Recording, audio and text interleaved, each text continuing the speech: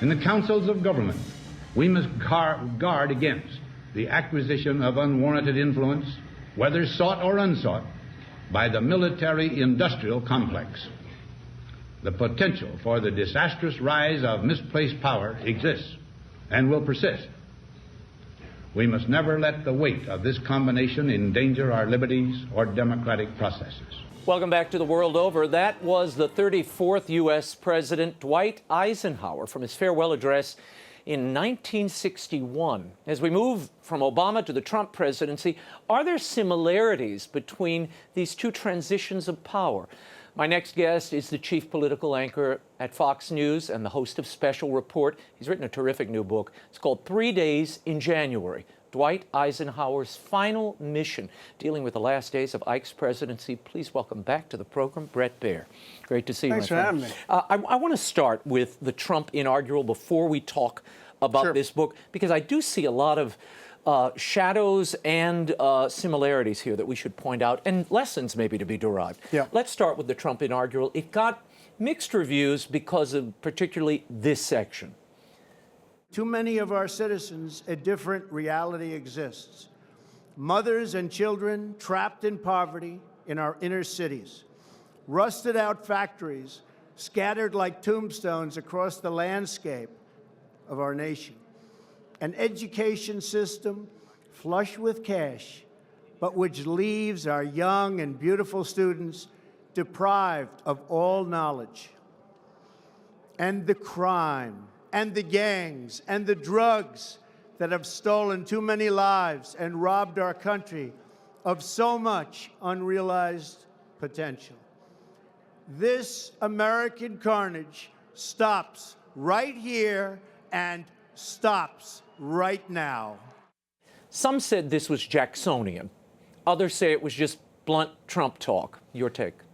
I don't think it was reaching out to any former president. I think this was Donald Trump in a souped-up campaign speech, inaugural address type campaign speech, that is what they wanted to deliver, because that is what he campaigned on, and that is what he was delivering. You know, he is a non-politician, somebody who is pretty plain-spoken, doesn't have an ideology per se. Right. And in that sense, he's a little bit like Eisenhower. He was the last politician who we elected who was not a politician. He was had not held office. America first. You know, I think some people were scared of that in a populist sense, but for his supporters and what they went through in the campaign, this is about shaking up Washington and redoing the establishment hold on this place. Now, in your book, you, and I don't want to get too far ahead of us, but Eisenhower clearly was always stressing bipartisanship and the need to work together. Yeah. Did Donald Trump miss an opportunity to do that and to sort of unify the country after this fractious election? There may have been more hat tips to the Democrats. He later did that in the lunch speech where he recognized Secretary Clinton and former President Clinton. I think that there will be times where he's going to need Democrats to sign on to big initiatives, much like Eisenhower did. And I think that was not what that inaugural address was for. It was for laying out his vision and kind of stirring up the establishment pot. Well, after a rocky weekend, it looks like, you know, after they were debating crowd numbers, who watched the inaugural, who didn't, the first couple of days here have been pretty good ones for Donald Trump. Yeah. These executive orders, which I'd like to kind of run through. Sure. Your take on what they mean and how they resonate, not only with his base, but with the rest of the country. First, there was the canceling TPP. This seems to have been a winner across the board. Yeah, not for establishment Republicans who believe in that vehicle for trade, but for the people who signed on to Trump, for the Bernie Sanders supporters, for people who feel like they've been getting bad deal out of trade deals. They think that this is their champion. Well, the union guys this week who had that meeting with him, they were They were singing his praises. Said the most important meeting, maybe the best meeting they've ever had in their careers. So think of another Republican, Raymond, who would do that on their first official day, bring in the unions and let them talk about how they feel about the prospect of a Trump presidency. I mean, that's not your typical Republican. Yeah, but great politics, really smart politics. Let's talk about the hiring freeze. He has this hiring freeze across the federal government, doesn't touch emergency responders and military. A good first bell to ring for his base? Sure. Well, not necessarily his base, but the conservatives who really fear that he's going to be a big government president. And so this gives them the signal that, hey, we're concerned about deficits and debt as well. And then there was a reinstatement of the Mexico City policy. This is almost, at this point, a presumptive early executive order. Bush did it. Bush 1 did it. Obama reversed it. And now you have President Trump reinstating the Mexico City policy, which does what, and why is this important? It prevents funding for any advertising or promotion of abortion overseas. And this is just a signal to social conservatives. If you think about the 81+%, I think it might have been 84% evangelicals who voted for Donald Trump, more voted for Donald Trump than voted for George W. Bush in 2004. This is, I hear you, I'm a pro-life president, and I'm going to live up to that. He's meeting this week with Theresa May, the Prime Minister of Britain. He called himself during the campaign Mr. Brexit. How important is this meeting, and is the United States' relationship with the UK in this post-EU reality for them? Well, I think it's a big deal. I think they're going to talk about the possibilities of one-on-one trade. And if you think about the geopolitical chess game that happens with the EU and this meeting, it's significant. The same undercurrent that that had Brexit pass in Great Britain is similar to what we saw here. It's a earth-shattering kind of establishment-breaking vote. While we're talking about trade, I should have asked you this earlier on the TPP. Some are saying that by invalidating an agreement like that, you strengthen the hand of China. That the reason those 12 nations came together was to create an Asian bloc that would be an opponent, an opposite to China and the dominance of China in the region. Did Donald Trump strengthen China by destroying the TPP, ripping it up? I mean, the critics say that that's what happens. I think that they have yet to see how President Trump deals with this negotiation-wise. He's a deal maker, and he listens to a lot of people. Fred Smith from FedEx is fighting for China to be reconsidered as a big player in this administration. And I don't think the jury's out as far as how it's going to play. Let's talk also, Sean Spicer got into this at the press conference the other day, I guess almost as an afterthought. The president once again said, and we heard this during the campaign, or the lead up to the campaign, he was concerned that people have voted illegally in his own election that elected him. And we'll watch this back and forth with Spicer. I think he stated his concerns of voter fraud and people voting illegally during the campaign, and he continues to maintain that belief based on studies and evidence that people have presented to him. But exactly what evidence? Speaker Ryan today said there's no evidence. The National Association of Secretaries of State say that they don't agree with the president's assessment. What evidence do you have? As I said, I think the president has believed that for a while based on studies and information he has. Is this the kind of debate that this administration should be having at this point? I mean, it's not for me to say what debates they should get in or not get in. Clearly, they have their thought process about what works. Traditionally, this does not. This kind of focus on things that demonstrably could be proven, at least on statistics, to not be true when you talk to the individual states. Barring some other evidence coming forward, it seems like an interesting focus, and a lot of people in that room were focused on that. I will say this, that the fact that these moments, the crowd size, this illegal vote, the MLK bust back and forth, it makes the left's heads explode. And sometimes there's an overreach there to write or do stories that then makes President Trump sympathetic to his base even more, and to more people who think the press is out of touch. I mean, it's a strange cycle. Counterintuitive kind of thing. He's done that as a candidate on the campaign trail. He's sucked the oxygen out of the room by saying some really interesting things. Yeah, and doing bold things that are unexpected, so we'll see how this plays out. One of the final things I want to touch on before we get to Ike, Pope Francis over the weekend did an interview with a Spanish daily, and in it, when the question of Donald Trump came up, he said, well, you know, these populist movements we have to be careful of.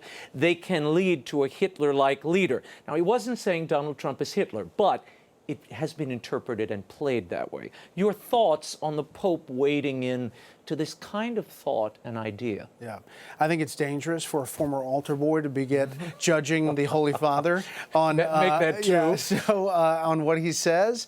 I will say this broadly, in that any comparison that goes down this road opens up critics who go to that place. He finished by saying, we don't know what's going to happen with Donald Trump. Let's see. But you know, the checks and balances in the U.S. with the Supreme Court and Congress and the presidency often gets overlooked when talking broadly about this.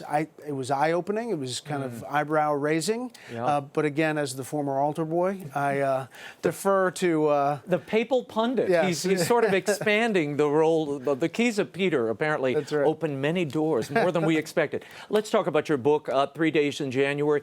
Why Eisenhower, of all people? This had its origins in Augusta, Georgia. It did, yeah. Tell people about the it. Holy Grail of golf invites, and I'm a golfer. I played golf in college, and I went down to Augusta, and they told me I was staying in the Eisenhower cabin, and I was really excited. I was ready for the round. I couldn't sleep, and I poured myself a glass of wine, and I walked around the cabin, which is really like a little White House. And I realized, as somebody who covers politics in Washington, I didn't know that much about President Eisenhower. I knew about General Eisenhower in World War II. And I thought, I'm going to take this opportunity to explore it and maybe breathe life into it. And find out about our 34th president. So I went out to Abilene, Kansas, and the museum and the boyhood home. And if you haven't been there, it's worth the trip. It takes a little while to get there, but it's a great place. Wow. And that's where I discovered pretty amazing stuff about this president. Yeah, well, tell me about the two terms of Eisenhower. He really bridges the gap between World War II and Camelot. And as you said, most of us, because he was such a big war hero, we kind of overlook the contributions of this president. Right. So he takes over in a very dangerous time. Right. It's the threat of Soviet expansion, nuclear war, obviously. And here we are again. And he has a steady hand on the till. He keeps us safe. He gets us out of Korea. The economy is booming. He passes the first civil rights legislation. He passes a massive bipartisan highway act that creates the interstate system we drive on today. He puts "Under God" in the Pledge of Allegiance. Puts "In God We Trust" as our national motto. And after the Korean War, not a single soldier dies in combat under President Eisenhower's time in office. And the final mission I talk about is his farewell address, where you played at the beginning. Which we heard at the top, That he's laying a warning to his successor, but also a blueprint for America of what he thinks we should focus on. And bipartisanship, concern about deficit and debt, and that military-industrial complex. And didn't he want to call it something else? Didn't it? It was tell us what he wanted to call it. Military-industrial congressional complex. Meaning what? Meaning that Congress is a big part of this whole cycle. In other words, these companies have tentacles into our government through lobbyists and lawmakers. Those lawmakers make policy. And the revolving door. They leave and they head up a company or are on a board. So he was worried about that cycle, and you could have read that today and still been a factor. Talk about the faith of Eisenhower, which frankly I knew almost nothing of. I mean, I knew he had written, I remember in some of the speeches there were biblical quotes, and they did have, sort of a biblical quality. Tell us about his personal faith. Yeah, he grew up in a very religious-based family in Abilene, Kansas. Born in Texas, grew up in Kansas. They were Mennonites, River Brethren, and then they were Jehovah's Witnesses. And then he gets baptized Presbyterian once he is actually in office. But he doesn't wear his faith on his sleeve that much. speech, it does factor into his life. He calls it the guiding light that gets him through dark times as general. He writes about it. And his first inaugural in 1953, the opening, he's worried, believe it or not, back then they were worried that this general was taking control. And they were worried how dangerous it could be for a general. So he wants to unify people, and he sits in the pew next to Mamie and scribbles the opening, which is a prayer. And he reads the prayer, asks people to bow their head, and reads the prayer as the opening to his inaugural address. Wow. And he was the first president to do so, to compose his own prayer. Yes. Wow. What did you make, just to tie the bow around this? There was a lot of religiosity and evidence before Trump's swearing in. Yeah. I can't remember a series of pastors praying before an inaugural like this, usually one, but a series of them was interesting. And even when he swore his staff in the other day, he invoked faith in God. We have to have faith in each other and faith in God. Your thoughts on this? Donald Trump himself, not a man particularly comfortable wearing his faith on his sleeve. Is that odd to you, or do you think that's a deliberate choice? Not odd. I think he has come to realize, and Eisenhower wrote, that you can't take on the power and the burden of this office without some help from the person upstairs. And I think that maybe that is sinking in. I do think that his outreach and his realization how much evangelicals, Catholics, others played a role in his election, factored into the rollout of all of the pre-speech prayers and mentions that happened at the inauguration. Tell me the similarities and the differences between these two men. Obviously, as you mentioned earlier, neither of them are politicians, but one had the advantage of being a war hero and a military leader and a strategist who understood the global picture. What lessons can be derived, and what are the differences and similarities? Neither are politicians. They both have great name recognition. They both come into office as not tied to their party, really. They're non-ideological. They're more practical, get things across the finish line. In that sense, there is a unity in how they look at things, a commonality. But their tone and tenor is a lot different. You know, Ike's leadership style was the hidden hand. He was a bridge player, and he didn't want to put his cards down. And I think, obviously, President Trump we have yet to see, but with the Twitter account, he's much more forward-leaning, and his might be a focus on the hand over here while something else happens back here. And that, in essence, is very different. Now, you've golfed with the President Trump. Yes, a couple years ago. What did you see there that gives you insight? What can we learn from that? He wants to win. He always wants to win, and that's what drives him. And if you think about it, he is a winner. And pretty much what he sets his mind to, he figures it out. Now, people don't necessarily all agree on the path he chooses to get to that victory, but he manages to win. And think about from the escalator down in June 2015 to the hand on the Bible just the other day. He won, and we'll see if he wins in the presidential rankings. Before I let you go, the relationship with the press is already emerging here. There is some hostility. I mean, you know, the Trump team seems to have their dukes up. Smart posture, or might there have been another way to play this? For him, it's the fight. It is the battle, and I think they are choosing to do this. We'll see how it plays out. As you know, the media is not really a loved institution around America, so ourselves exempted. Yeah, they have an upper hand as far as the perception of us. What do you think of them opening up the White House press room to those regional reporters via Skype? Good idea? Great. I think it's great. The more the merrier, I think.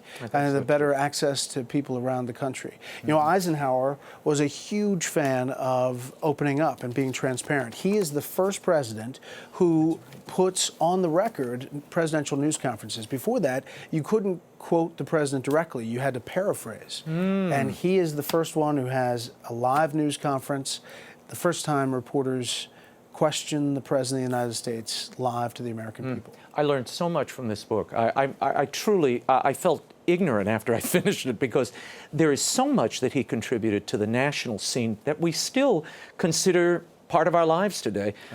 Much to be gleaned here, including his wisdom and the warnings he offered to JFK, and I think to all of us. Bret Baier, thank you for being here. Raymond. The book is 3 Days in January, Dwight Eisenhower's Final Mission by Bret Baier. It's available at bookstores everywhere and online. Grab it. And it really gives you also a real sense into the heart and faith of this man. That was something else that had eluded me. Bret Baier, thanks for being here. Thanks a lot.